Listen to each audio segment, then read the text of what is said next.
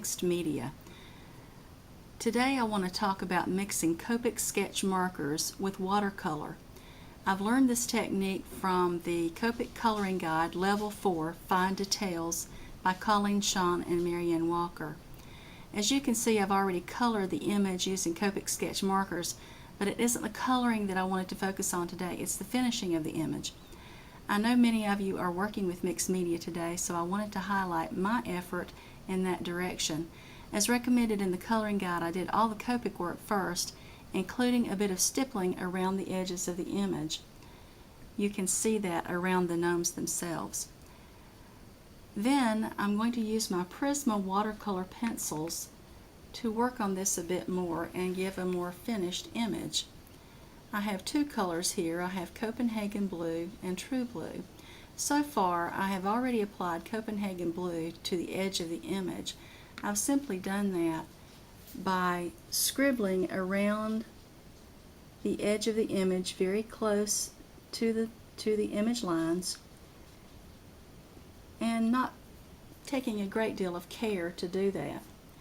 However, the magic's going to happen when I use my aqua pen to add a tiny bit of water to the image to spread a color wash. I'll show you how I did that. It's important that you know I'm using Express-It blending card, which is manufactured for use with Copic markers, and it's not really meant to do watercolor. However, I'm going to keep my brush very dry so that I don't oversaturate the paper. When that's done, it'll turn out very well on this paper. I've already started the blending on the right side of this image a bit. I am going to squeeze this marker slightly to get a tiny bit of water on it. I'll show you what I'm doing, and I'm testing it with my finger to see how wet it is. When I have just the slight amount of dampness, I start to apply it to the paper and spread this watercolor out that I have applied with the pencil.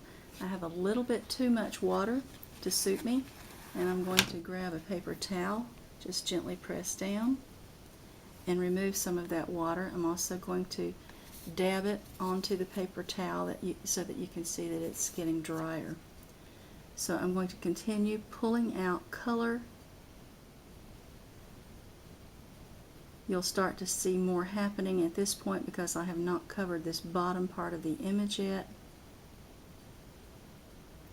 You'll see that that color is starting to move on the paper and is really just doing a little color wash that blends and blurs the edges. That's exactly the effect that I want, and this is working quite well for me. In this section I have some tiny little areas. Again, I don't want this too wet. It's just wet enough to blend some of that color in. I'm going to go back to the top now. This side has not been blended at all, so all of this is very new. Trying to keep my hand out of the way so that you can see the change on the image itself.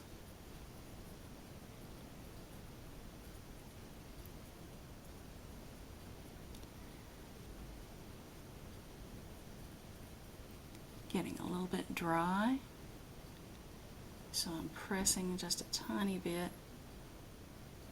on the aqua pen to get it wet. You can probably see my finger start to glisten just a tiny bit. Going back to the paper,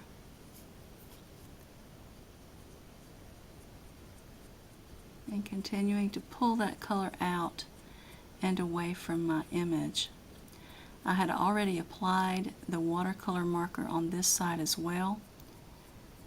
I didn't want to take a lot of time with the video as it's very quick to understand what's taking place on the paper.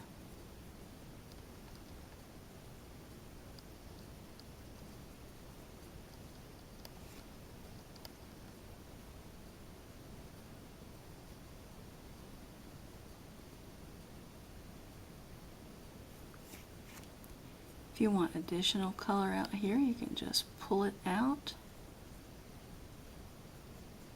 and it gets lighter and lighter as you pull away from the center of where you have applied the watercolor with the pencil. And that's it. Please check my blog for some close-up images of pre and post application of the watercolor and more detailed imaging of this particular stamp from the Copic Coloring Guide Level 4. Thanks for joining me. Please come back again soon.